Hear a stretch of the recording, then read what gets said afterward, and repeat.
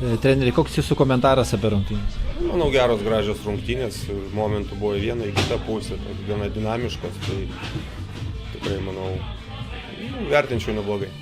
Kaip manote, gal galėtumėte vardinti kelis esminius tokius dalykus, kas neleido laimėti šiandien, nes iš tikrųjų pradėjot gerai, va, tos kelios baudos minutės, kurios atrodo šiek tiek net nereikalingos gal.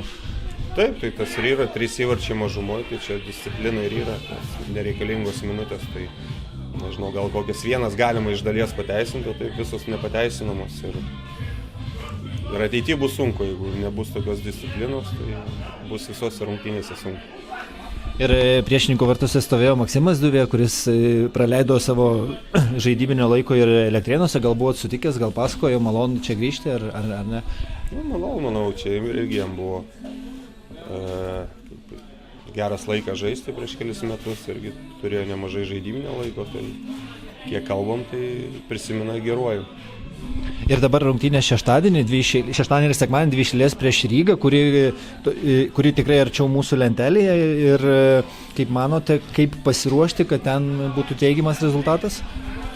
Žaisti taip pat išskyrus pagerinti discipliną reikėtų ir viskas. O taip bus irgi, manau, sunkios rungtynės, nes ten, kaip pasakyti, apmokytas neblogas jaunimas auga, tai nebus lengva tikrai. Ačiū.